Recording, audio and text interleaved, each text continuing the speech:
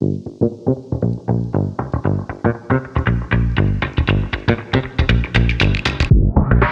you doing, everybody? Welcome to another edition of Talking Elite Fitness. Sean Woodland, Lauren Khalil, Tommy Marquez here with you. I actually have some stuff to discuss today. Got a lot of stuff going on. Mm-hmm. It's one of those weeks where, like, what are we going to talk about? Breaking news. And then blammo, got stuff to talk about. Yep. So, Lauren, where are you? Like you look like you might be about to shoot a season announcement video. Yeah. I am. I kid. I kid. That was a good joke. Don't worry. I'm going to stay in the same outfit for the whole show, though.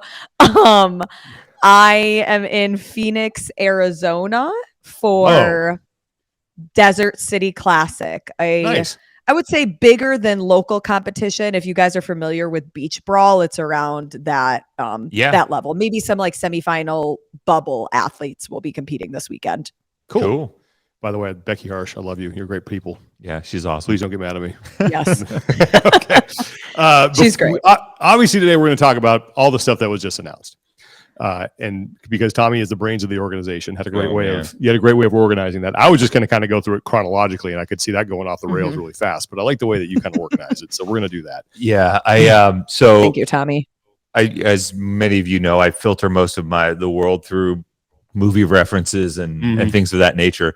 Well, there was a year, I think we talk about it every once in a while, 2013, where I spent most of the entirety of regionals sleeping on Heber's futon. I remember that. And every morning I would fall asleep and wake up to a movie poster called The Good, the Bad, and the Weird that he had up on his walls. So that was kind of how we filtered it. We're going to kind of go through, we can go through the announcement and then, kind of categorize them based on the things that we felt. Wait, do I need to know movie references for this episode? No. We're just explaining the origin of this. I was like, wait, I am greatly unprepared right now. No, Lauren, trust me, we know. Yeah. That's not going to work for you. I need months heads up for that to do my research. No, but we're just kind of like, I'm using those categories as the framework, right? Like some of the things we thought were good, some of the things we thought were bad, some of the stuff that were just kind of weird and maybe TBD. And then obviously we've had some discussions offline around questions and things like that we still have coming out of these announcements that we were curious on getting answered or need answered. But yes.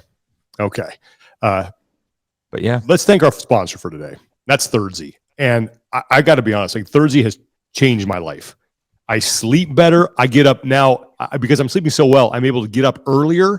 I get up at 5 a.m. every day, hit my fasted cardio, do that Thunder Bro, hit my fasted cardio. I'm done at like 5:30. I can shower. I can have my coffee. I can eat breakfast in peace before my son gets up and just chaos ensues for the rest of the day. I absolutely love this stuff. I take it every night before I go to bed and I'm out. Yeah. And I sleep soundly. Like I was telling you, for the first time ever, I still have my Whoop. For the first time ever on the road at Rogue Invitational, I was never in the red in my recovery. And you can take it every day because there's no melatonin in it. Exactly. Right? It's non-habit forming, Dewey. That's another movie reference. Yep. Have you seen that movie, Lauren? Have you seen Walk Hard? I don't even know what that is. I haven't even heard of that one. It's the spoof of the Johnny Cash film. Yes, but Thirdzy is a collagen-based drink powder that helps with joint and connective tissue repair. Has other ingredients like magnesium, L-theanine, GABA are included to help calm your central nervous system and support deep and REM sleep. And I'm telling you, it absolutely works. In fact, I just ordered a new batch, used our code. Oh yeah, because got to get that discount.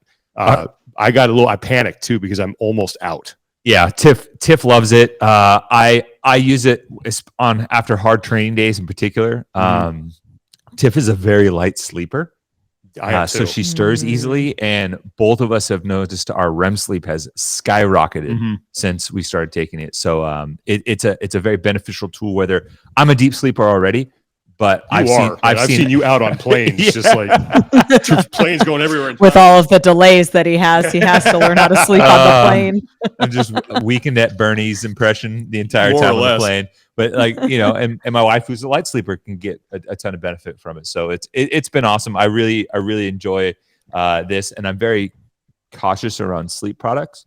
And this is one of the ones I can put my full stamp on. Yeah, it's fantastic. So if you go to Thirdzy.com, you can also scan the QR code in the upper left-hand part of the screen if you're watching this, you can go to Thirdzy.com, use the code TEF. You're going to get 20% off. And I'm telling you, like, absolute lightsaber. Tomorrow, I'm going to go do the 5 a.m. CrossFit class. Ooh. So, and I'm going to take my Thirdzy at night. I'm going to be out. I'm going to wake up at 4:15.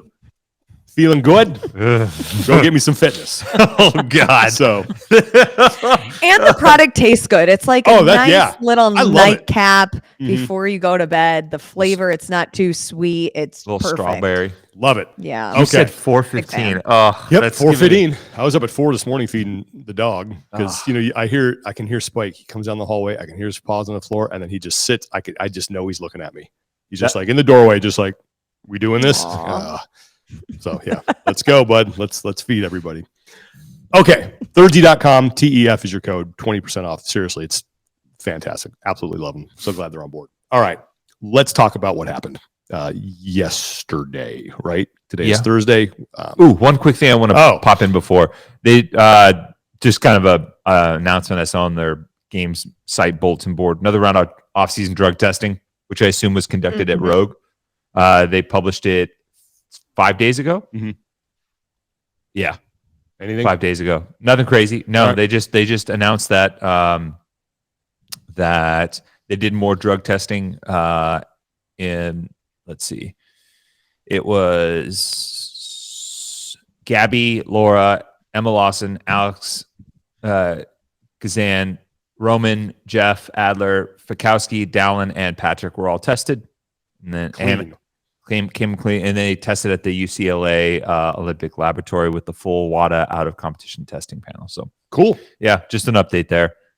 We haven't had much news coming that way, but just something to throw out there. Also saw, I think Patrick Vellner announced that he's expecting another boy. Congratulations to the Vellner family. Yeah. Good job, Pat. Wins Rogue. Then got another little baby on the way. So another boy, apparently, I think. Tribe is growing. Yeah. Owen is one of the cutest kids. He really is. That kid is hilarious. Oh, he's adorable. He's so funny. A big personality. Yeah. Yep. Love that little tyke. All right. Now let's talk. And I'm going to turn this over to you. Okay. Tommy, you can sort of lead this. Yeah, you run the show. And I'll sit back and turn my brain off. Never had this much power. So it's intoxicating, isn't it? It is. So, yesterday the news dropped about the 2024 season, a good chunk of information regarding season structure, regarding important dates, finer details on numbers of athletes, athlete cohort, how the season was going to be divvied up, and amongst whom. I believe that's the correct word. I believe so. Isn't whom a direct object? Is that how you use it? Yeah, I think so.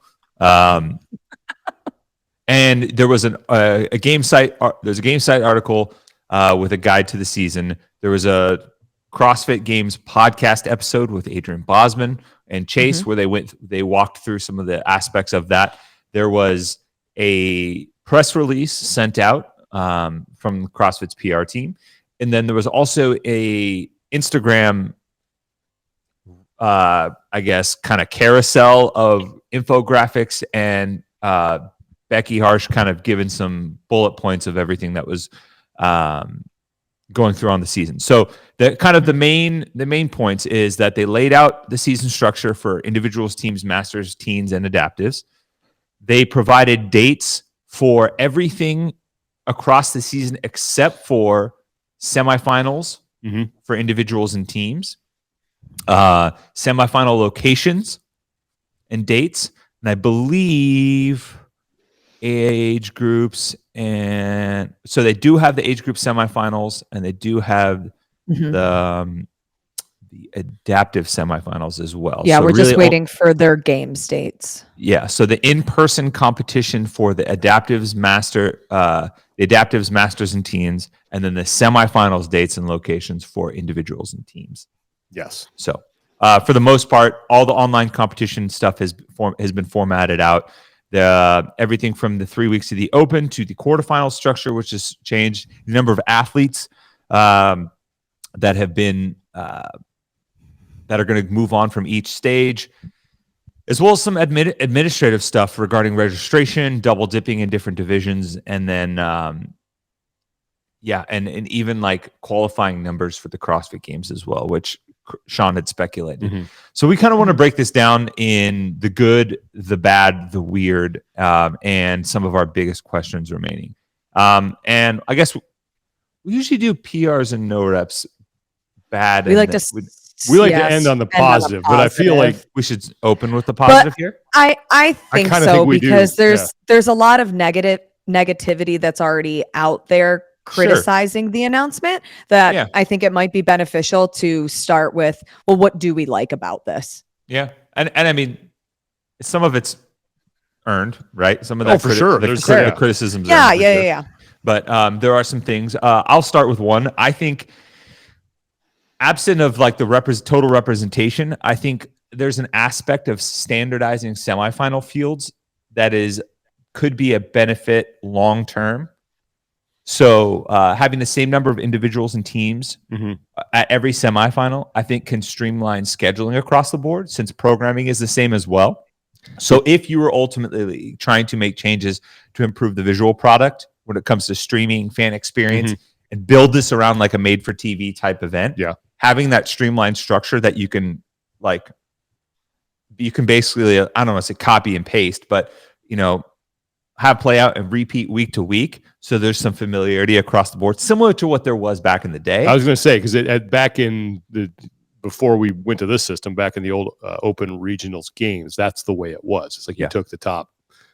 Everyone had the same amount of participants. I think it's much easier to build a media plan, a daily flow for standardized across the board for a lot of that stuff. Now, there are some issues on how they got to that standardized number, sure. But I do think that, and this is being optimistic here, obviously, putting some hope in that they will use this standardized structure to make it a better overall experience and not have like this wonky two-field idea and, which clearly got abandoned part of the way through semifinals, and then, just trying to build something that can be replicated around and hopefully adjusted to. Because I think if you standardize a little bit, it makes it easier to make the whole thing a little bit more malleable, because you can apply it universally. I'd agree with that. And, I have thoughts on how they should start streaming semifinals, things they should do to your point of making it more TV friendly. But I mean, that's probably a conversation for another day. But yeah, I don't know, I guess we'll get to this later, but having the same amount and taking spots away makes some other things that we're going to talk about even more critical.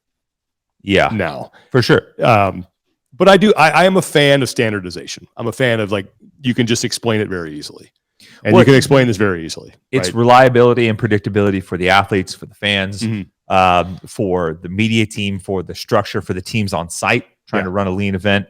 It's cut and paste. Yeah. And, obviously, there was a lot of hubbub about semifinals last year with the adjustments to streaming and the cost of semifinals as a whole. And this is something that could be leveraged to reduce those costs and try and run a more tight and comprehensive event experience across the board.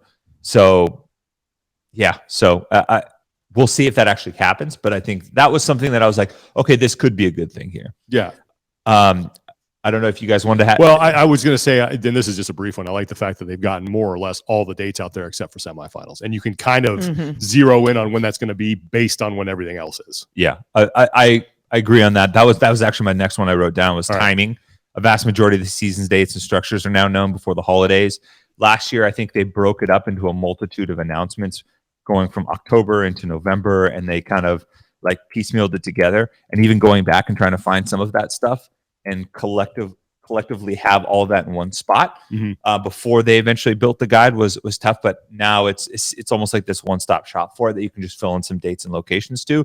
Yeah, I mean, it sounds weird, but this is how it always should have been, But obviously, we're here now. Yeah. But this is something I think that should be the standard moving forward for sure. Agreed. Lauren, you got anything good that you want that we haven't? Yes. And this is going to be one that I'm going to talk about as a good thing, but also a potential bad thing. So it just is perspective, whether we're looking at glass half full or glass half empty.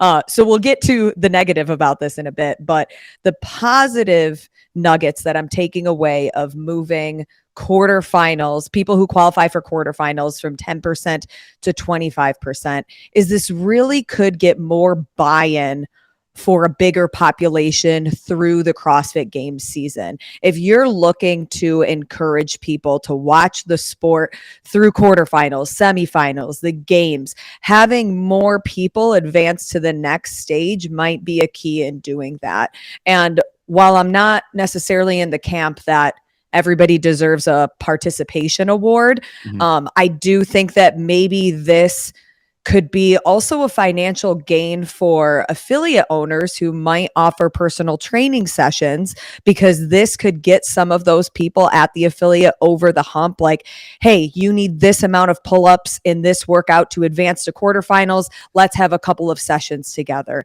And it could encourage more buy-in and more of that community based within the affiliates. So that's the glass half full perspective that I'm looking at from that. And also, I know when we've talked about we might have preferred a 5-week open versus a 3-week open, this could potentially extend your Friday night lights for a bigger population, those people that are more serious about having their competition season, and thinking that 3 or maybe 4, if there's an A and a B for workouts, just not enough to keep them coming into the affiliate time and time again.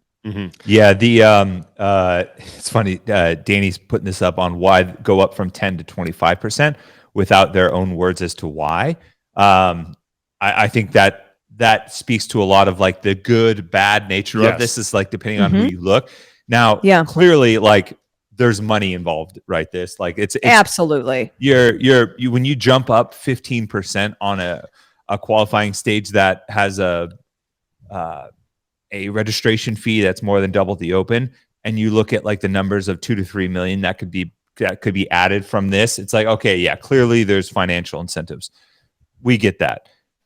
But I think that's okay, because it's a business. And if we want to see, I guess my biggest question with adding this amount of, like, with this type of increase, getting more dollar signs, I want to know where that money is being reallocated. Is it going to go into the live stream at the semifinals, and am I going to be able to watch all of the events, or is it this mystery of not knowing where the money is going? That was going to be one of my questions for sure, and I think it just fits naturally here. Is like, all right, if we're going to bring in more money, how does that ultimately going to get leveraged? Is it going to help support the age groups and adaptives? Are we going to get comprehensive coverage across semifinals? Are we going to get better coverage during the year with updates and things like that? Stuff that we know that they cut out of their coverage plan last year.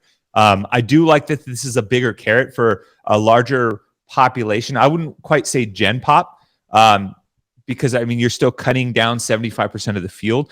I am curious, and Sean, we were talking about this before. You made the comment that quarterfinals is now a quarter of the population. And I was like, oh, yeah, that's like big brain moment. Yeah, but at the same time, I wonder if you could have also gotten essentially the same thing and made a little bit more graduated jump and made it 20%. You could, but and can I just echo what Lauren said? Like, because for an athlete like me, I mean, I use that. I'm going to put athlete in quotes, but the past couple of years I've done the open, I've just mailed it in. Like, I'm gonna do it once, get my name on there. That's fine. There has been no sort of carrot for me to chase, because I know I will not make the top 10%. I'm just not there in my fitness. But now you've expanded it to 25.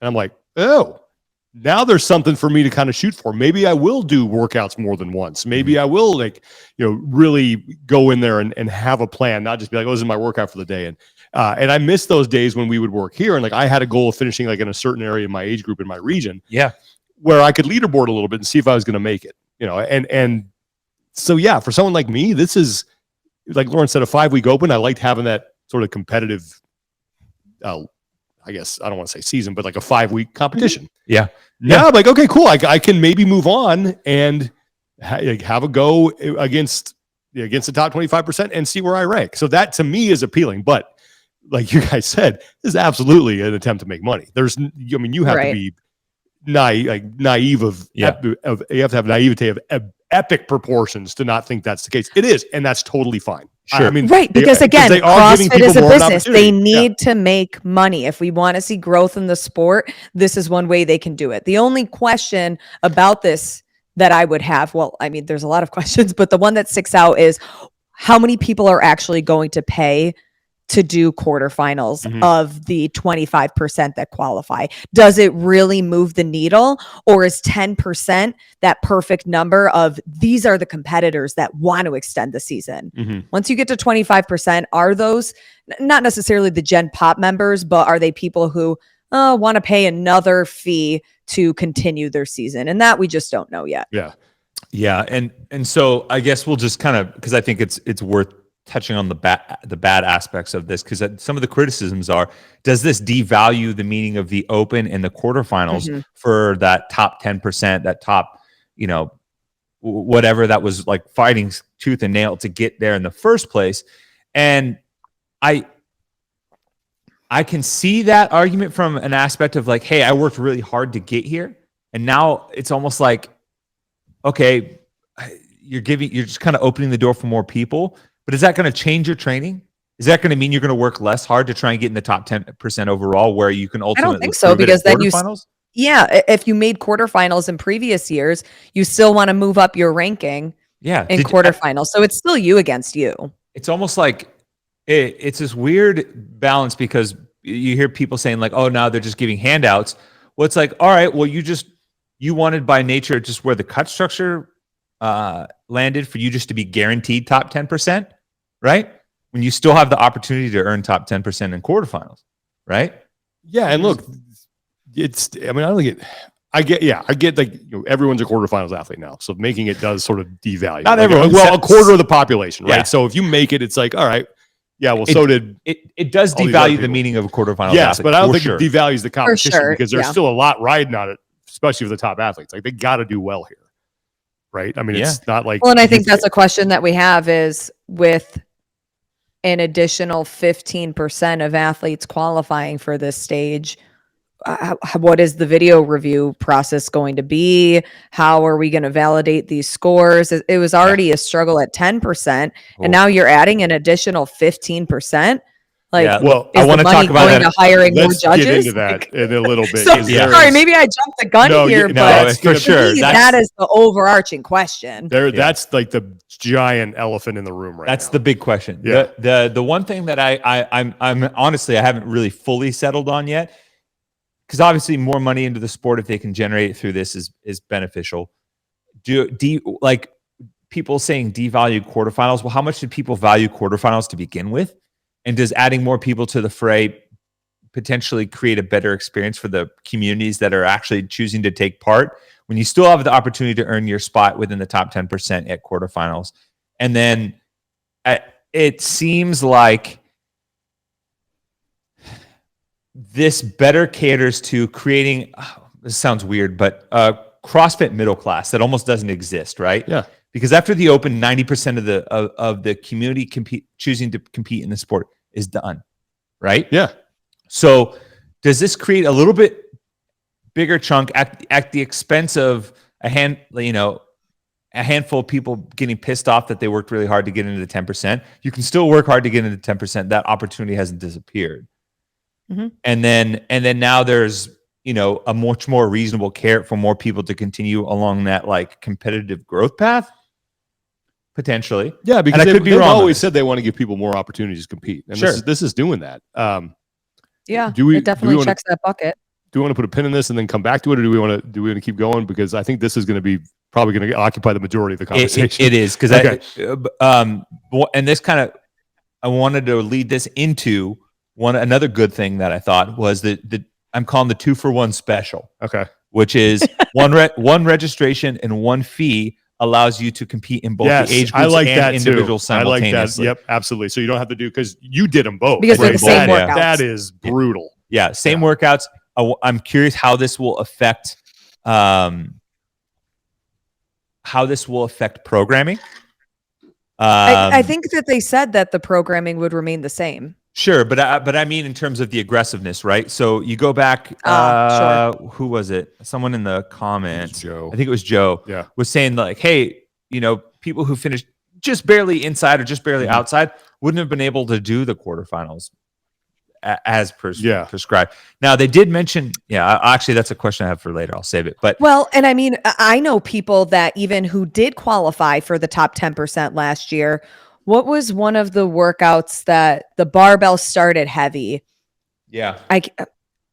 And they were so pissed. They're like, oh, I just paid for my registration fee, but now I can't even do the first barbell. But I mean, it's kind of pushed back then. Well, then that's a hole in your training. I mean, you know that quarterfinals is supposed to be not the open. It's supposed to be harder.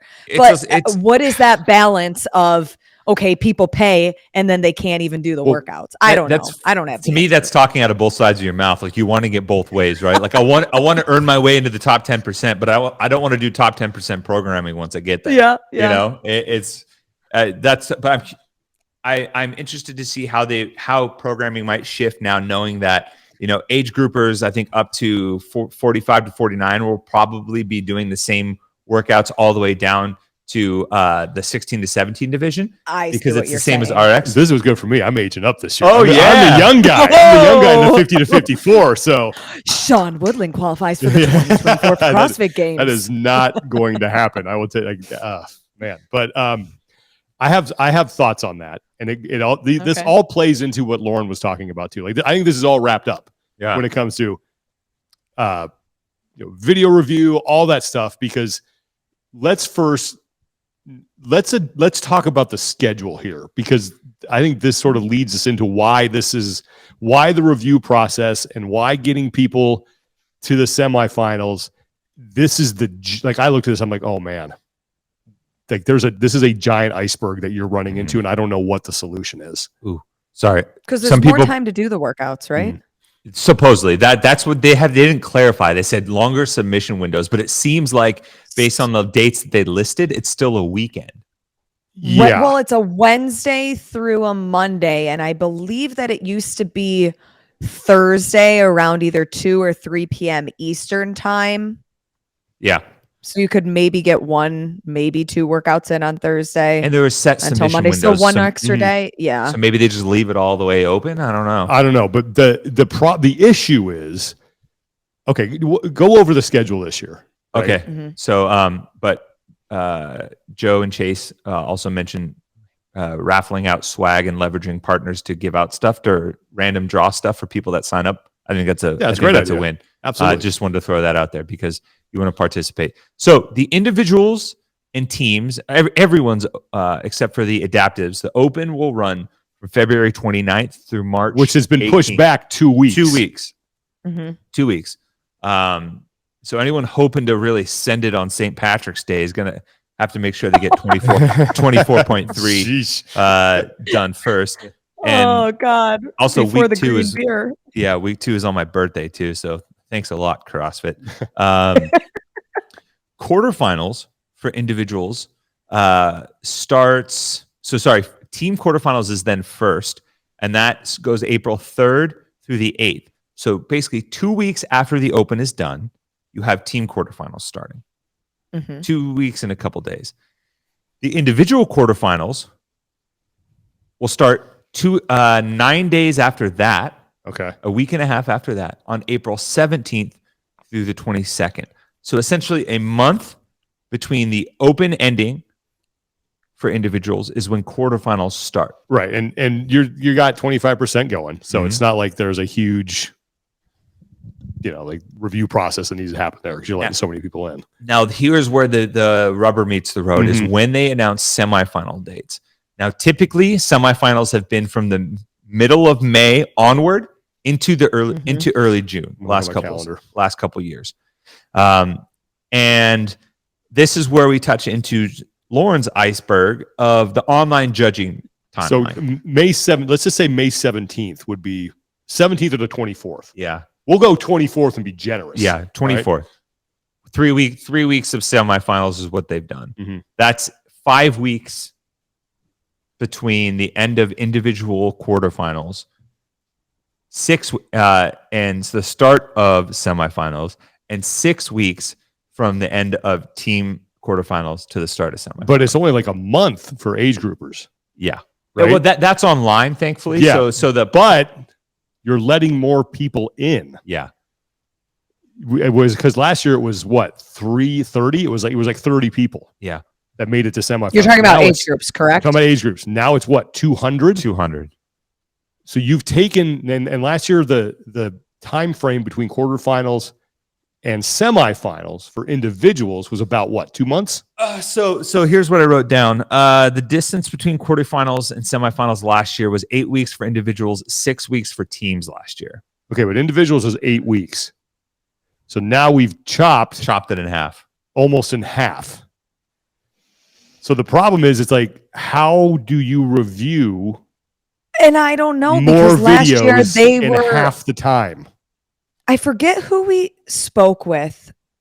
And again, now I'm forgetting if this was like an off the record conversation or an actual interview, but the stress that the staff looking at the video review, I mean, think about the time that it was taking them. And it was just, by phone. Yeah. And now we're cutting that in half and expecting and you're the increasing team to review. I don't the know. amount of videos by who knows what. I mean, because not everybody who goes to quarterfinals is going to submit videos, right? Yeah. Not everybody is. Sure. But you're going to have a lot. You're increasing the videos for age groups by a ton. You're reducing the videos for individuals by 20. There's just 20 fewer. But that doesn't make up for the increase in the age groups that you have to do at the same time. And it doesn't fully account for the entire month that you've cut off the video. And we're not even process. getting into the teams yet. Like the amount of work that needs to be done here, and the amount of time that they're giving them, and the amount of people that they have doing it, unless they're all of a sudden going to hire an army of people to take care of this, which I'm guessing that's not. Can I ask a crazy question? Sure. Yeah. Is there any way that they can leverage AI to help with the review process? I mean, I wouldn't even know how and to again, then we're thinking of the legitimacy of how good is AI knowing what a rep is. Yeah, I think. I guess I'm just thinking of like, what's a way to expedite and streamline the process that makes sure the right people advance to the next stage?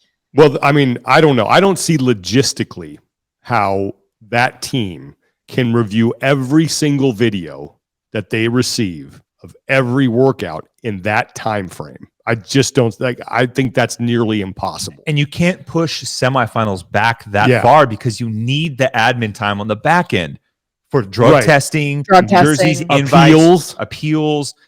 Like we hear about drug testing coming in, late, and people getting last minute backfill invites from semifinals like a week before the games. Mm-hmm. Yeah. And the games are, I think, technically about a week later, but still you need that time. And if you want athletes to be able to, properly prepare for the big spectacle and the showcase, you're going to need that gap to wind down from semifinals and build back up. And that is quarterfinals judging is the most hotly contested aspect of the season every single year, and rightfully so. And it is also the biggest stressor internally for CrossFit's team. Yes. And this just seems to amplify it. Now, I don't think the 25% increase for qualifying for quarterfinals for individuals and teams necessarily makes a difference as much, because you're still only you still only have to validate so far down the leaderboard. Yes, I would. And look, a lot of people, I mean, just speaking for me, if I made it that far, I'm not doing videos. I'm like in that, so I won't be eligible to go, and that's fine. So I think it's safe to assume that not everybody who participates will be sending videos. There's going to have to be, I think, a much harder line drawn for a lot of that stuff. Well, if you don't submit a video from the outset, done. Yeah, they've got it. It's to your point of, it's not the more people that matters. It's the amount of spots that are now available at semifinals, especially for North America and Europe. Like you've cut 20 spots. You've got to find a way to get this right, because I just see this as there is a giant iceberg out there, and it's this what we're talking about. And I don't know what the explanation, or not the explanation. I don't know how they avoid it. I don't know what the plan is, but that is coming. You have my suggestion, because if I'm going to do quarterfinals, Just because I don't add videos, I don't want to then not have a score, because I do still want to see how I ranked. At this point in the stage, they should give you, kind of as we've spoken before, and this is not my idea, I forget whose idea this is. Now it goes to 2 leaderboards. People who just want to do quarterfinals for fun and not submit a video, here's where you're going to submit them, knowing that, of course, there's people who might not do it 100% correctly. But then if you have a serious chance of going to semifinals, you have to submit every single video and you are going to be on a separate leaderboard. Along those lines, here's what I would do, because I've seen some comments here. People like Joe is talking about it. I think Brad's talking about it too.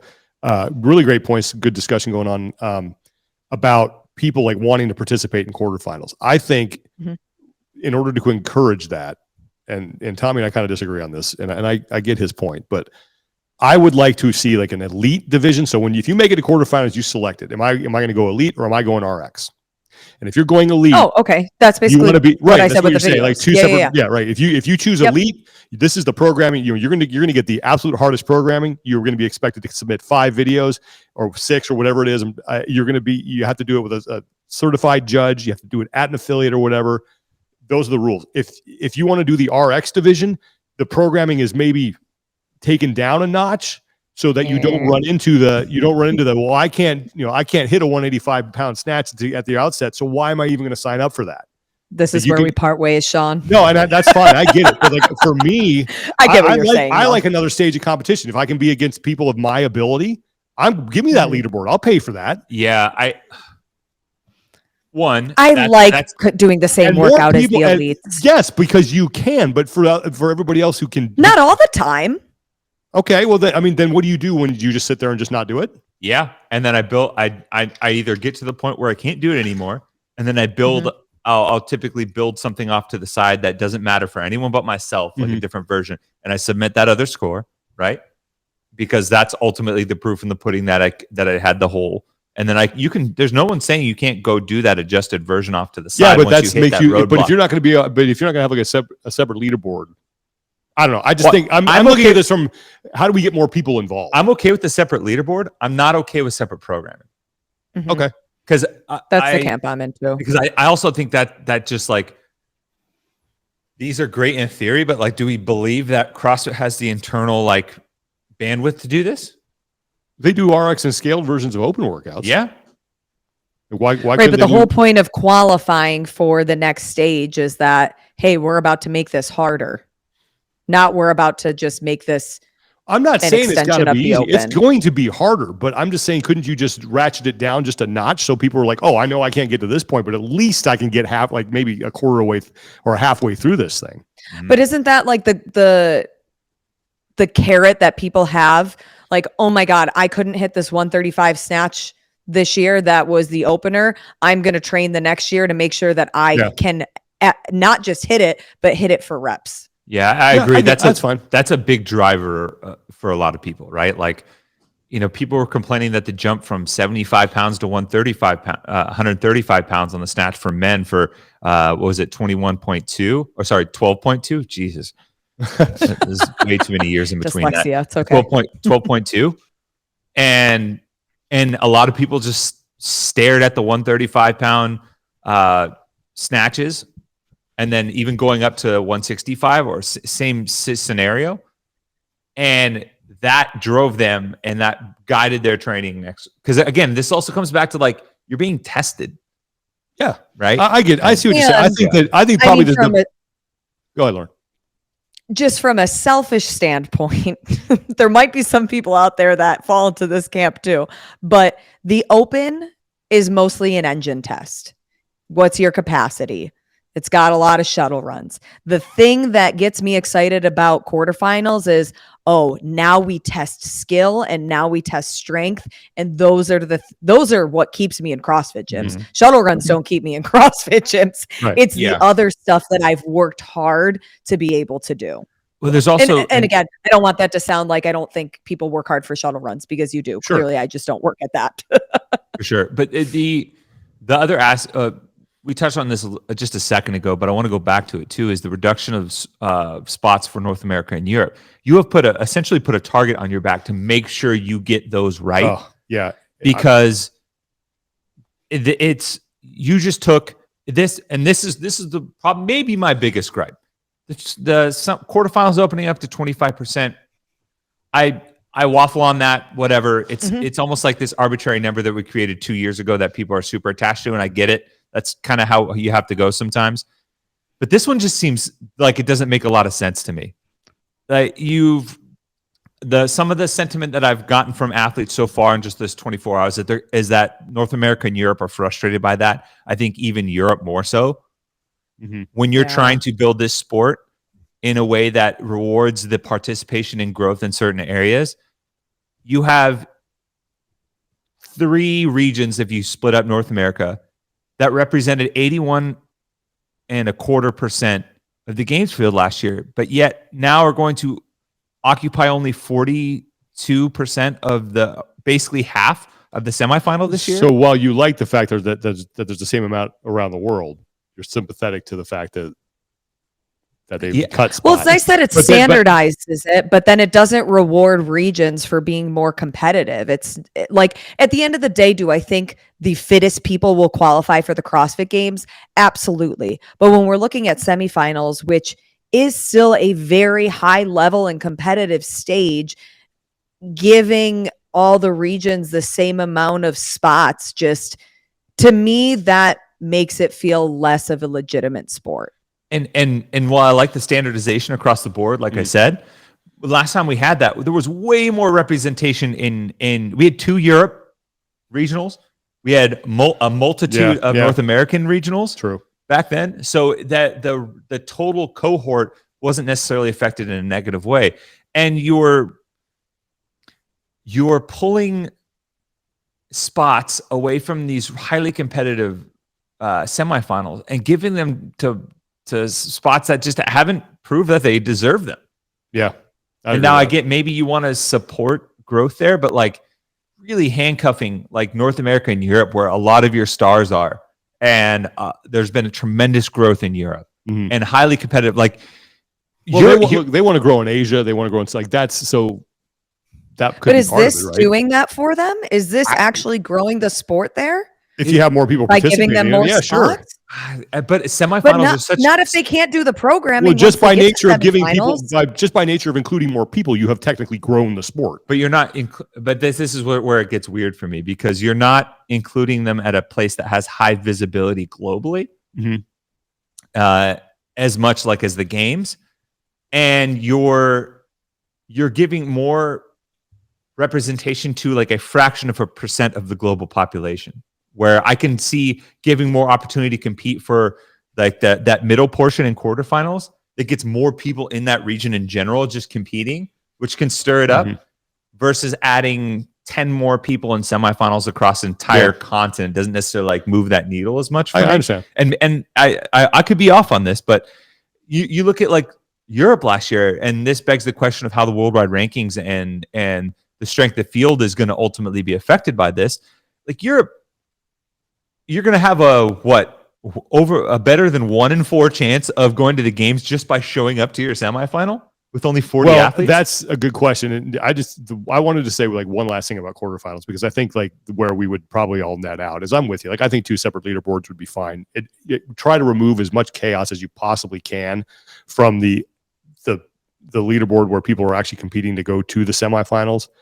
Because how many times do you see that where it's like, hey, where did this person come from with this score that's actually having an impact on who might go, and that person doesn't have a video yet the score is being, you know what I mean? Like let's try to remove, and no, if you don't have videos, you're on a separate leaderboard like that. I would agree with that. Yeah. So and even like looking down the leaderboard, like there's some handful of athletes that would have either not qualified for semifinals or would have needed a backfill to get there in the first place.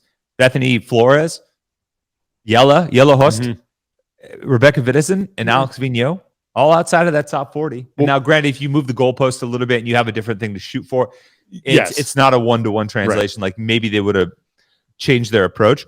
But like, Yella and Bethany were one top 10, one top 15. So the question about you, now you've taken spots away at semifinals from North America and Europe. You're still going to have 2 in North America and 1 in Europe, right? We're still sending 40 men and 40 women to the games. Right. That was in, they did not on social media. Because that wasn't in the press release. I was like, oh, maybe they're going to reduce it. Are you going to take? But Go ahead. Do we know how many athletes will qualify from each semifinal? No. And that's my question is that if you're going to keep it the same, if you're going to take, how many qualified out of the East last year? Like 11, 12? 11 or 12, depending so that's on essentially, female.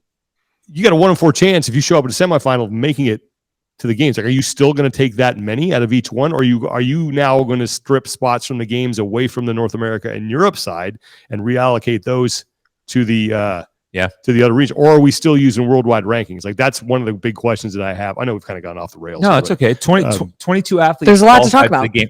22 athletes qualified out of. I mean, this is the biggest season structural announcement that we'll probably get, absent of the rule book finally like actually publishing.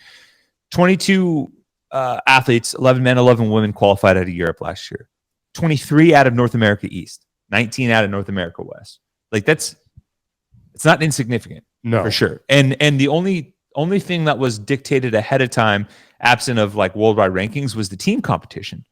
And game spots for individuals is still set at 40, but teams also got dropped to 30. There were 38 teams at the games last year. Now they're only 30. Now overall, I can kind of see that, but like, where's that coming from? Right, and that's what I want to know. It's like, are we just going to qualify? So when we get to semifinals, are we really going to send 11 people from a 40-person semifinal to the CrossFit Games? I mean, I will say this: the level of competition at Europe dictates it. Yeah, if you're going to trim to 40, like that is going to be a highly dense competitive region. It's also going to like really change how semifinals play out in terms of performance, right? Like we saw last year, like Guy didn't make the games because he had basically one bad finish, and a not very deep semifinal.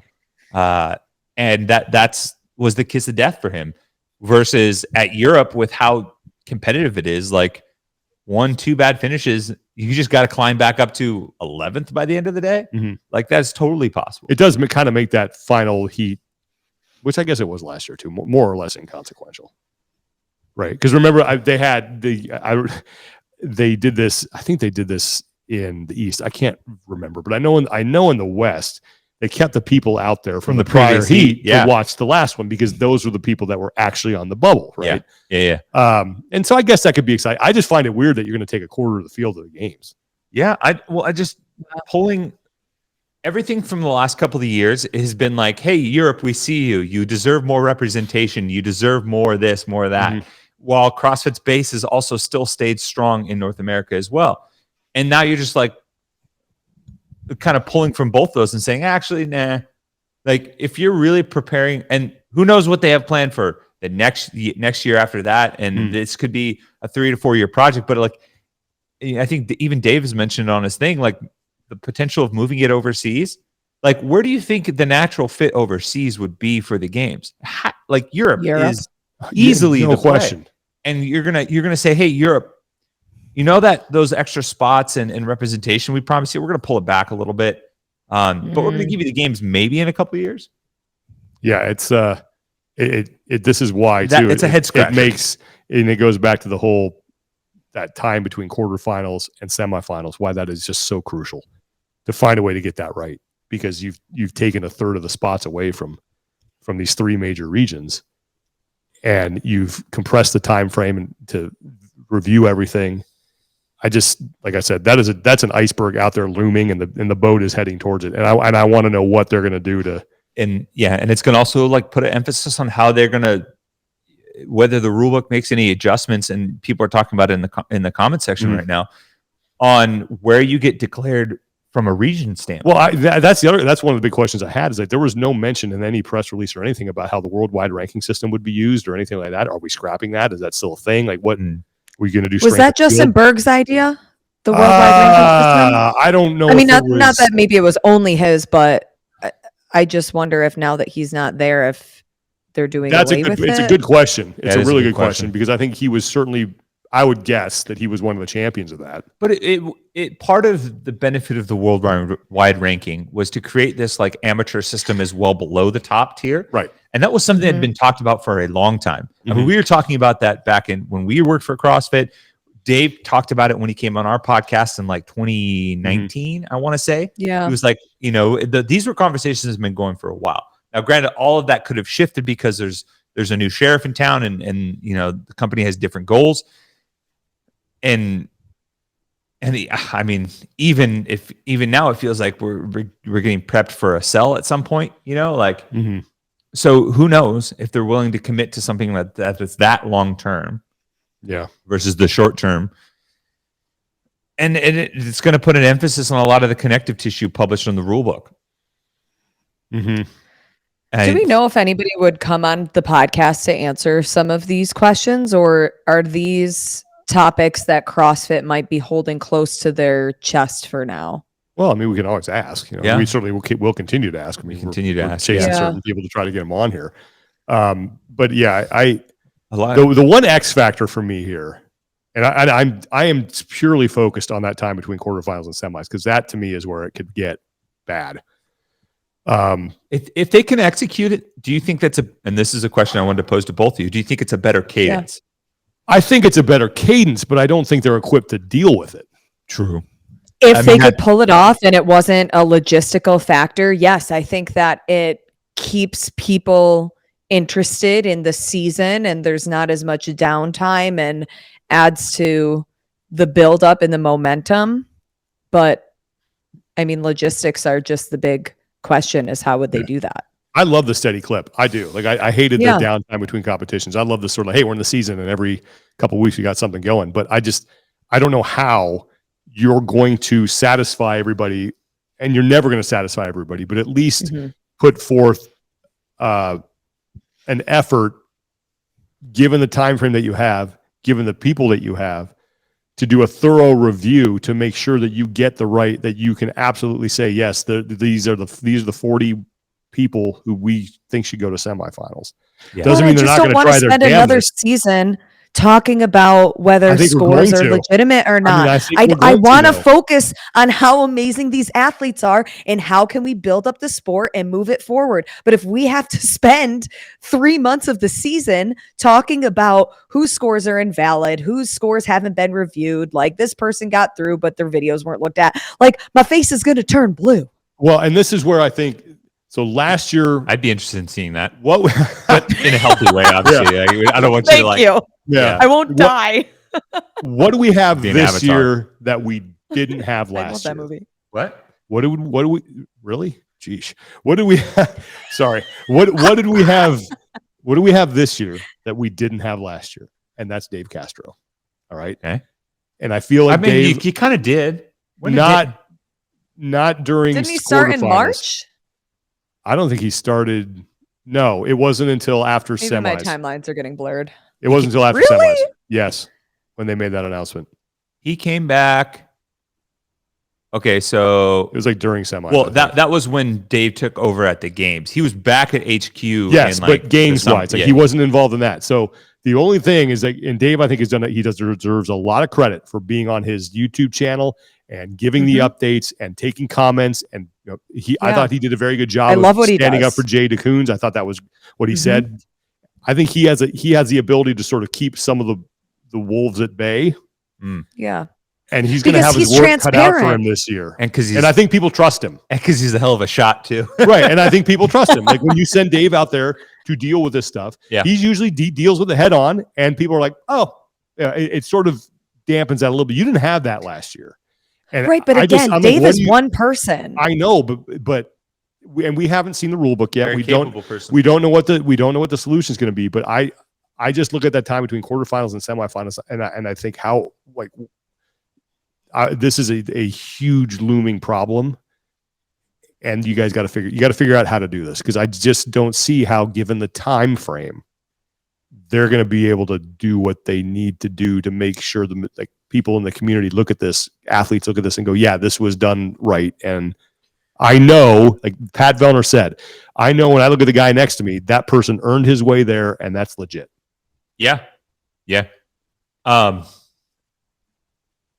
want to approach this topic lightly because I had it listed under the weird. Okay. And I have some. It gives me some certain thoughts about like we talk about their ability to execute things in a way that's like snappy and professional and stuff like that. The IG post announcement and how that was presented on such we made the joke earlier, and I don't want this to come across as like critical of the person putting it out, of the person like standing up in front and delivering the message, because I love Becky Hart. She's great people, and I commend her for getting out there and like she did a great job putting the information out there, presenting the information. Yeah, but if you're this kind of ties into the avatar thing. If you're a like this company, right, that's trying to move the sport forward, and you have this massive announcement, like that's how you choose to present it. Like I saw someone actually bring up the idea, like have like if you want Becky to be a good a spokesperson for that, which I think be great, like go to a local studio, have someone shoot it, like produce it in a way that's like professional and seems like not in front of a doorway at home, you know?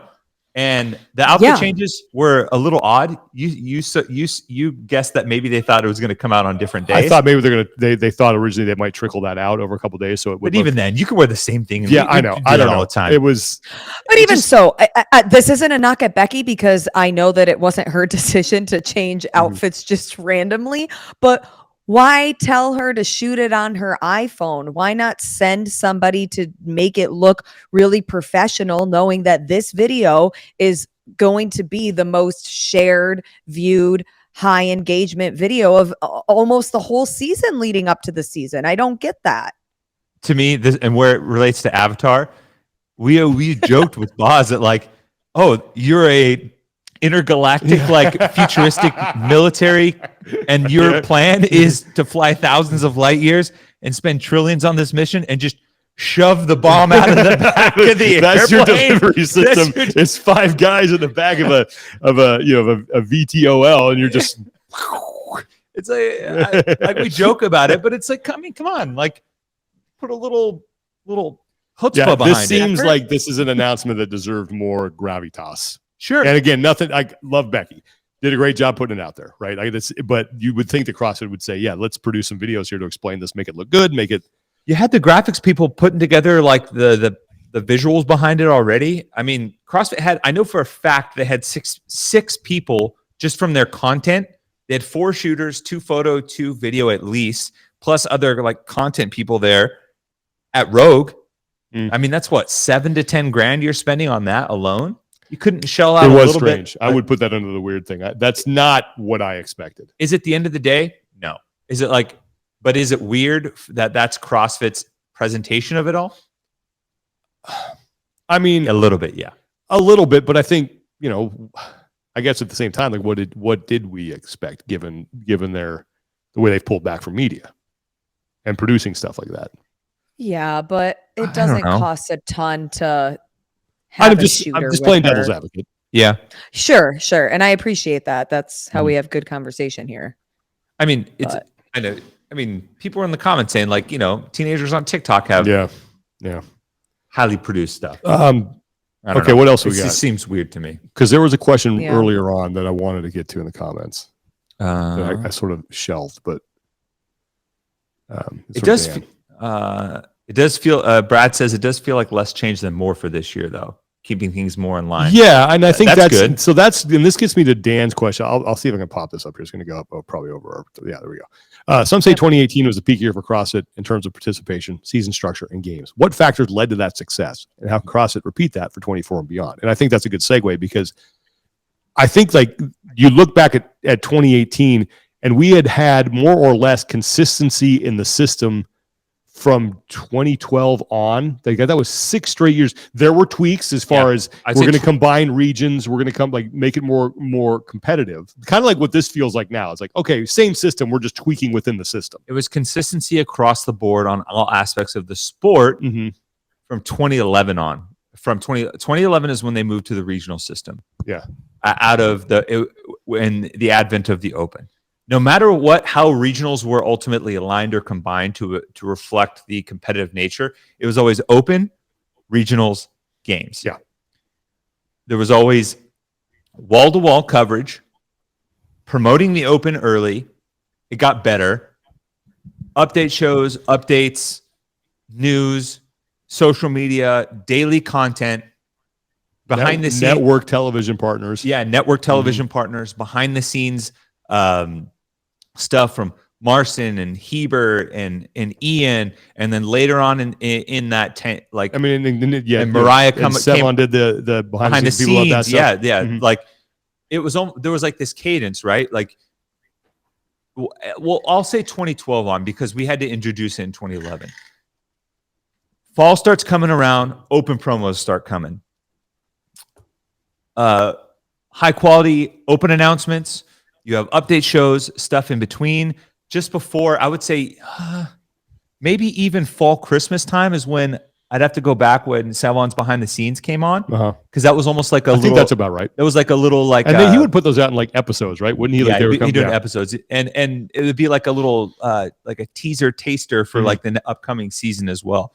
And then you have all this coverage in between, regular cadence, regionals comes.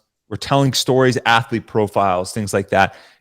Marcin and Heber started doing like the Road to the Game series, profiling athletes and following them through all these different stages too. So you had like this constant drip of media going throughout. And that culminated in this end of season thing where by far and away, the production was at its best. Yeah.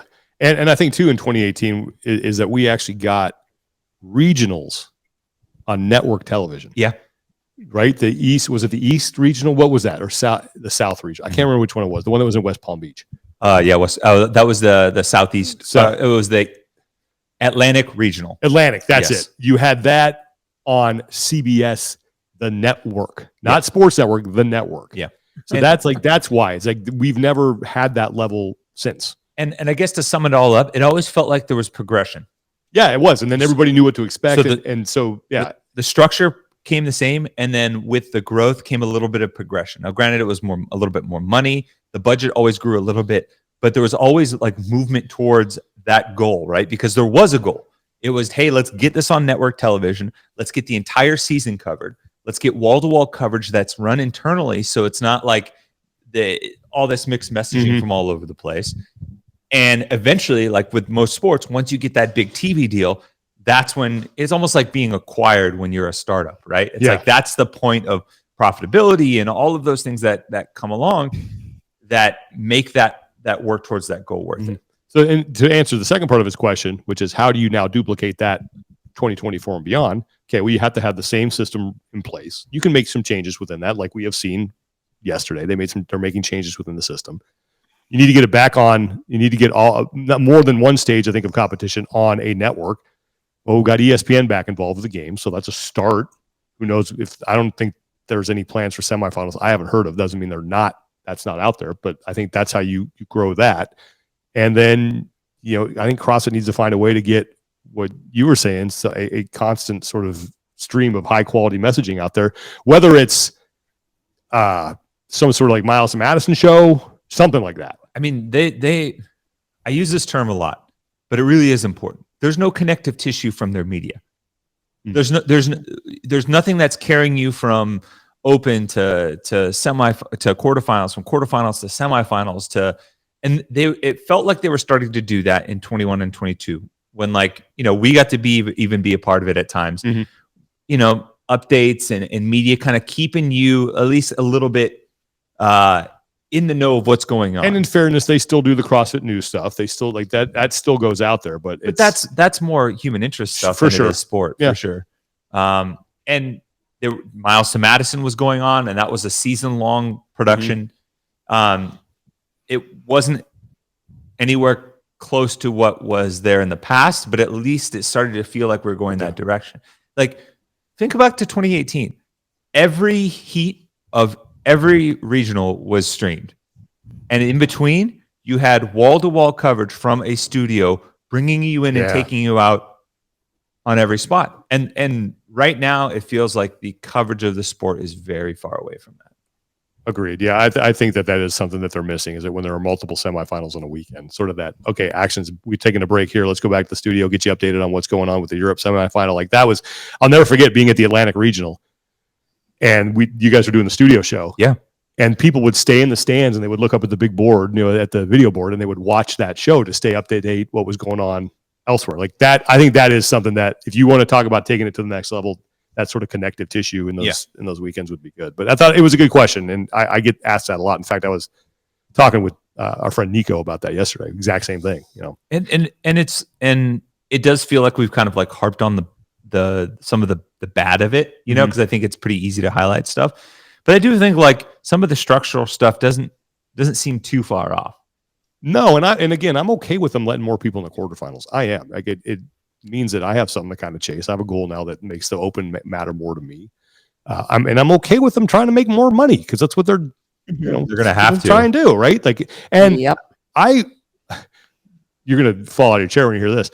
I'm going to do a turkey trot this year on Thanksgiving. What? My wife Sean Woodland. Usually on Thanksgiving, running I like to be in a tryptophan-induced stupor in my most comfy chair watching football with blood pressure of about 2/1. But now I'm going to be up early running probably a 5K. Are you in rollerblades or what? No, I'm going to run this thing. A scooter? And then we're doing another one, like we're doing like another Santa trot or something later on. Now, to register for both of those for just, if I had just done it on my own, it's $100 total. $100.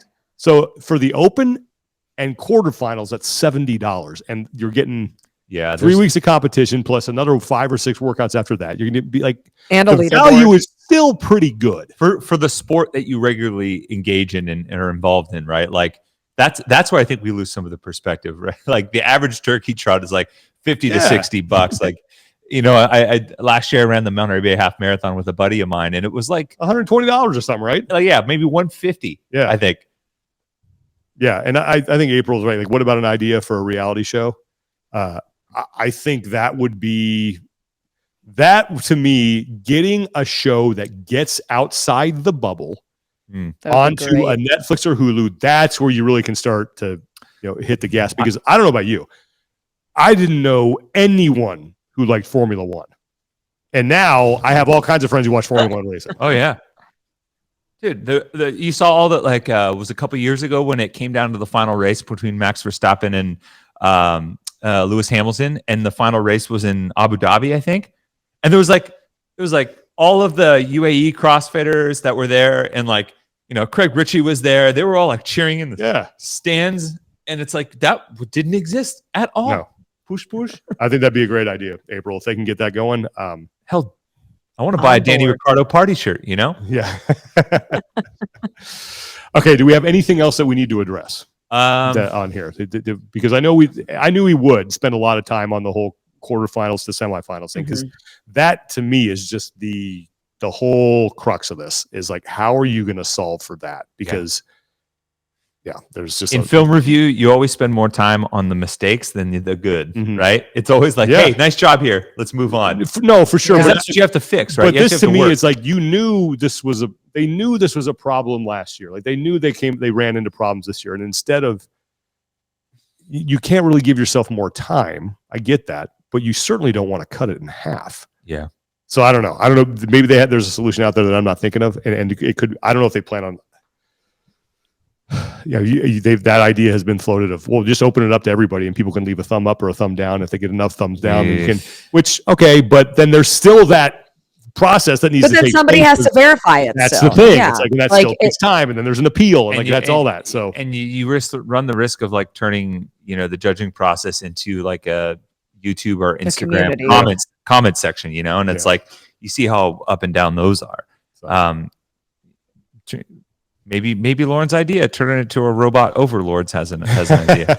I do like the idea of having 2 separate leaderboards. And if you're someone who's not submitting videos, you're automatically taking off the big leaderboard and you're putting on another one. That's just like for fun or whatever. Yeah, that's fine. I'm good with that. I think that'd be the best solution. Yeah, you'd have to take a hard line. Like, if you don't submit all of your videos, you're out. Then you don't factor into that quality. Cut off. Yeah. No either more all or nothing. Yeah. She died. And Brad brings up a good point. We still don't know when, date-wise, like adaptive and Masters championships are going to be. That's still out there. So that's a question I still have. But both of them have said that they would like for it to be after the game. Yes. So there's at least more time there. I also want to know if we're entering into the questions we still have. I want to know how the worldwide ranking system, if at all, is going to be applied here. Mm-hmm. I'd like to know where the open announcements are going to be. That'd be fun to know. Yeah. I mean, that's not crucial, but it'd be cool. Cool. And I'd like to know, I would like to know semifinal dates. And I want to know who's running them. Yeah. Yeah. Oof. I would like justification. Do you think any of them will be the same? I don't know. I don't think so. I don't know if Cross is going to run the ones that they ran last year. Oh, I don't know. Because of money? I mean, yeah. Yeah. Yeah, I don't know. I mean, if they had the money, they would have streamed everything, right? For sure. Yes. If they had the budget And had the lights on. Budget or had the isn't more good lights. Budget, yes, for sure. Let's see. I'm kind of going through all our questions. Do we miss any good ones in the comments? Because I know I know Wex brought some up about, what do you do with people who like Tia and Roman who train in the United States? How does that? Yeah, we talked like how is that? How is region classification? Because last year they handled that like if you train in the where you live, where you reside, right? But there was even still some ambiguity there, right? Because Ellie Turner had to go back to Oceania, even though she was living in the United States. Yeah, well, I think she's been here long enough now to where that probably is gone. I think it was like more than 6 months or something. Yeah, that makes sense. Okay. But those are I'm sure there'll be more that pop into my head, but those are the main ones for me, really. And then again, just to put this on the question board, how are you going to handle that? What's the review process going to look like? Quarterfinals to semifinals. Yeah. That's my biggest one.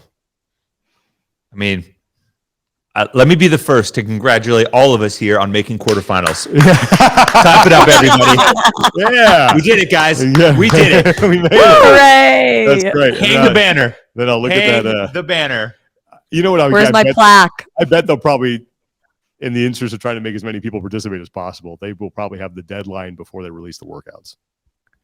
Oh, for sure. It would be a miss if they didn't. That's, What they need to do, and this might be off on another tangent, is they need to incentivize affiliates who have the most participation for the open and quarterfinals. Either waive their affiliate fee for the year, send them, 10 CrossFit Games tickets to their affiliate, like something that helps encourage coaches and owners to encourage the athletes. I like the idea of, and I'm sorry who it was. I think was it Brad who brought this up about leveraging partners or Joe? Yeah, and Joe both. Yeah, leveraging partners to have giveaways during it, offer incentives. Like if you sign up, you'll enter. Like I think that's fantastic. It gets the brands involved. I think that's a really good idea. I know that Noble gave a gift card last year. Yeah, but you could do that. You could do it every week for something. But that's what I mean. It needs to be more. Do it for different brands. Like maybe even be like, hey, if you hit a certain threshold, we might host an open announcement. Like, dangle some carrots out there. Absolutely. Like, make it worth your while. Like, do some cool. Like, granted, I'm a kid of the '90s. I was a Nickelodeon kid. They used to do Nick takes over your school. Nick takes over your school. I applied for that shit every year. I was convinced that Tommy Pickles and Ren and Stimpy were about to come to Mission Park Elementary. Oh my God. But it was do something like that. Like, I don't know. Even corporate America dangles pizza parties around people. Like, let's do something here. Yeah. Well, but it's going to be the rule book. I think she'll probably out before the end of the year. So a lot of these questions will probably be answered. But oh man. Hold on to your butts. Like that iceberg is out there, man. It's coming. And the rule book last year came out November 15th. Oh, okay. Well then, so maybe in the next week or two. All right. Well, that'll be good. That'll be clock's ticking. But also they revised it 5 times. There were 5 versions that came out. Okay. So there we go. I hate that. All right, Lauren. When's your comp start that you're there for? It starts tomorrow on Friday. Okay. What will you be? You're just covering it, doing social media stuff for them? Yeah, some athlete interviews, some end of day recaps. Yeah, I'll make sure to post some of it on Talking Elite Fitness. We should be doing some fun stuff and lots of athletes that are going to be competing. There's a ton of different divisions and a big community event, so it should be good. Tremendous. Look forward to it. Yeah. We do have. We have community support we need to get to. We do have. Okay. Let me find it. Did you already do? Actually, Lauren, you did chat already, right? Did you already get that out of the way? Oh my God. Okay, so everybody who's watching, you'll get a teaser to my Instagram post that I'll post on Veterans Day. I have never done Chad before. And in my head, I was like, okay, a normal class is 60 minutes. That's probably what it's programmed for. So I can probably finish in 50 minutes with the weighted vest. That was my goal. Well, I had 300 box step ups to go when we hit the 50-minute mark. Yep. Oh, And that's when I goodness. watched my soul is still in the weight vest. But surprisingly, I don't feel that crappy. My hip flexors are sore, but my back never blew up. My quads never blew up. It really was a mental grind more it is than anything. So I'm gonna be hitting it on the road. all right. So that's right. You're trying. What's your goal? Me? Yeah. What did you hit? 70? 71:43. Oh man, that's so weird. Mine was 71:42. That's what are the odds? That's a low box step up for your your getaway sticks. I love it. But Finally, he has like, more. He's got to stand up taller. Yeah, I don't know. And I mean, let's be honest. I'm 225, so plus the Wait, is your box height 20 as well? Oh yeah. Yeah. Oh yeah. It's universal. Oh, that is some serious BS. So the first time I did it as like a regular, like a real step up. So I stepped up with my left, and then I didn't do the reverse thing. Yeah. I was, and that took. Wait, forever. what's the reverse thing? Well, it's like you step up, and so you would step up left, step up right, step down left, step down right. So I was doing step up left, step up right, step down right, step down left. So your left leg gets hammered each rep. Yeah, or your right leg. That's the way I did it. It kind of mixes it up in a way that I like too. But I mean, don't give me the whole like standardized box. You have femurs that are the length of my pinky fingers, so it's like, oh, I'm sorry, we gotta do air squats. Oh, let's do burpees. How about someone? Let's do 1,000 burpees for time, Tommy. Let's not. I did handstand push-ups next to you, and you had. And I could barely fit the mat between your hands and your head when you were at extension. Like it was getting that piece of paper. Yeah. So, all right, what do we got for community support? So yeah, well, part of it was that, Chad, 1000X is happening this weekend for Veterans Day. A ton of people will be taking part. I know some people in the comments have already mentioned that they'll be doing it this weekend. I'll be doing it on the roads. Definitely check it out. It supports the Step Up Foundation. I did an interview for CrossFit News about a month ago with Sarah Wilkinson. The workout was named in her husband's honor. With that in mind, we also have some cool charity stuff that's happening around the community. One of which is some Veterans Day promotions that Born Primitive is doing. I'm actually rocking their stretchy jeans right now. They're donating 100% of their profits from November 10th through the 12th to veteran and first responder charities.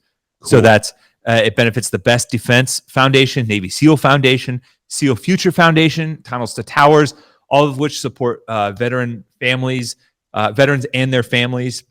And the first 1,000 orders get a free 12-ounce bag of Black Rifle coffee, a month free of Black Rifle Coffee Club, and a free Born Primitive leather patch. So you can go get the Savage Ones, which are awesome. Which I'm wearing right now. You can go get yourself a pair of stretchy jorts to go do Chad 1000 in. You could do, you can get anything on their site. 100% of the profits from November 10th through the 12th go to veteran and first responder charities. It's an awesome, awesome promotion. They're hoping to raise $100,000 for these charities. It's the crew at Born Primitive are great humans. I can't speak highly enough about their stretchy jorts, and they have become a staple in my household. Plus, for this Veterans Day, you want to support people that are supporting those charities. So absolutely, yeah, it's definitely good. Those are two really good ones. The Chad 1000X and Born Primitive. You can go support both of those, and they go to a good cause to support our veterans. Okay, but you guys got some no reps and PRs, man. Well, I will PR the. I'll PR Mackenzie Blackwood of the San Jose Sharks for putting that team on his back the other night and getting them their first victory. That was my no rep. Yeah, I was going to no rep once proud franchises. Oh man, because that team is at least the game I watched against Pittsburgh. that's one of the worst hockey performances I've ever seen from an NHL franchise. Brutal. Gone are the days of Nolan and Arturs Urbe, upsetting the Detroit Red Wings in the playoffs in the early 90s, which I was at those games. I remember that. Me and my dad went to those games at the, I believe it was at the Cow Palace. Yeah, I think that's where they started. Yeah, they started at the Cow Palace. The San Jose Sharks, no more Patrick Marleau, no Jumbo Joe Thornton, who retired last year. They started 0-11 for the first 11-1. Oh yeah, 0-11-1. They had an overtime loss. They had an overtime loss that got them a point. They finally got their first win, but they are still on pace for the worst record and worst point scoring percentage in NHL history. Mind you, they are in a heated race with the Philadelphia Quakers of 1930, the Quebec Bulldogs, the Quebec Nordiques. Oh yeah, they had some awful seasons. The Kansas City Scouts. Yeah. The California Golden Seals. Yep, from Oakland. Oh yeah. And some of these teams that aren't even in existence. They had white skates. California Golden Seals did. Yeah. So all-time record bad pace for my hockey team. Yeah. So, well, but hey, Mackenzie Blackwood put that team on his back and willed them to a win the other night. Yeah. So I was like, good job, Sharks. Yeah. I was also going to note poor customer service. Oh yeah. Ordered something. Oh, here we go again. It's no box basics, I'll tell you that. Yeah. I ordered something, a pair of shoes for this wedding that I'm going to. I paid for expedited shipping. Not only is it not coming in time, but they're sending me the wrong ones. And yeah, it's just been someone's asleep at the wheel on that one. Yeah. You know what? Here, I got a PR. I'll PR Lauren in her coverage from Tactical Games. That was awesome. You had some really great stuff out there. Thank you. Yeah, just hustling. Heck Good yeah. stuff. That is a very cool sport that there's a ton of CrossFit crossover. Yes, and by the way, we'll be talking to Jacob Hepner soon. That's right. For our patrons who are hanging out with us in about two-time champion, about 30 minutes, we're going to be talking to Jacob Hepner for a show that we're going to record for next week. So, did you have any PRs or notes? Oh, sorry. Jacob Hepner did message me and he asked if he needed to come prepared with Star Wars references. Absolutely. I was like, if you do, I will be answering emails at that time. If you want to shoot the shit with Sean and Tommy. Yep.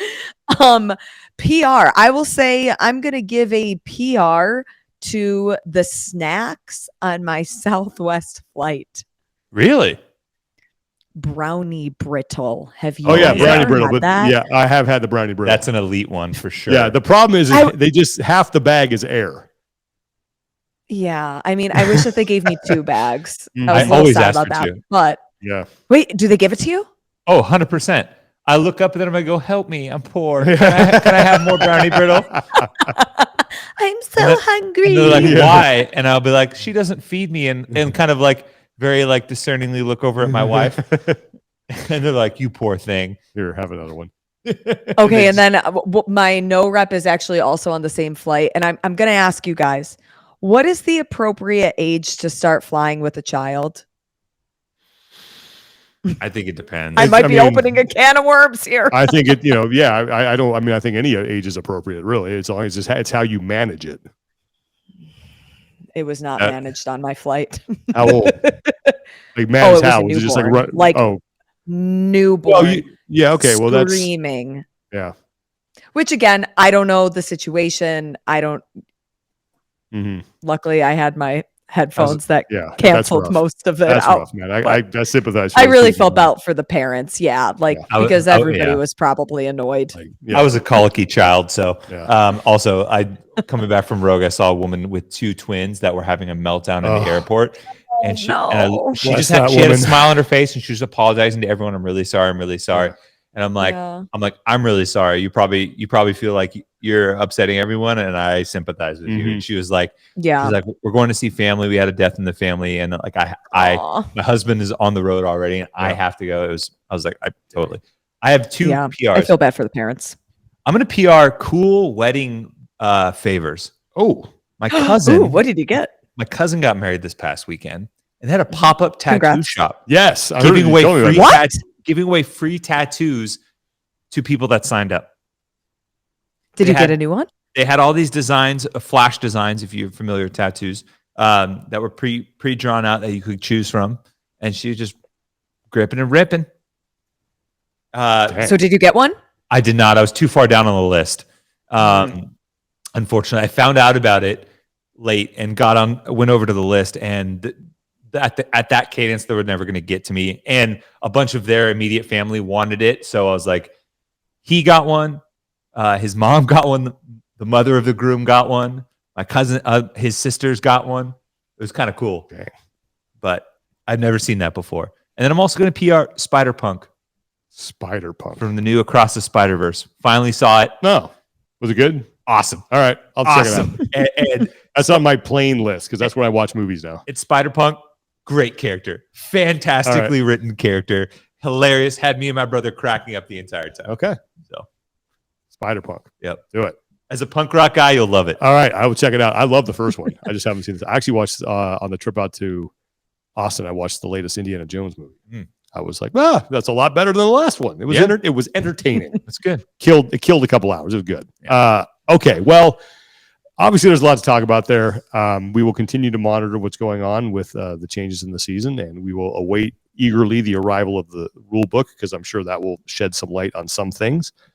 Still some questions that need to be answered around, semifinal dates, locations, all that.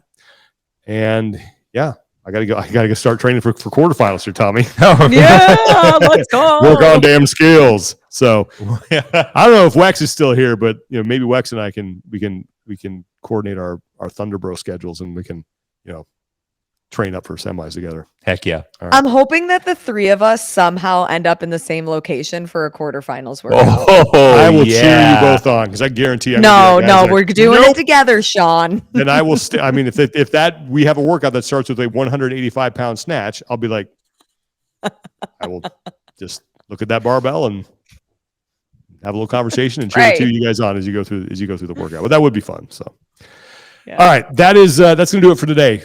Thank you, everybody, for watching. Appreciate the comments and the conversation from our patrons. There's some good stuff in there, actually, as there is always with our group. What? I just got a notification. Sorry, this is me being a degenerate. There's the lowest over-under total ever in college football history this weekend. Iowa Rutgers has an over-under total points of 28. You got to bet the over on that, don't you? You kind of have to, but it was 29.5 last week, which was the lowest, and the under still hit. It was like 10-7. So sorry. No, all good. Yeah. We'll be back next week. Obviously, we'll have our Q&A for our patrons tomorrow. Back next week with Jacob Hepner from Tactical Games, and maybe some more stuff will be announced as well. So for Lauren Khalil and Tommy Marquez, I'm Sean Woodland. Take care of each other. Be better. We'll talk to you guys next time.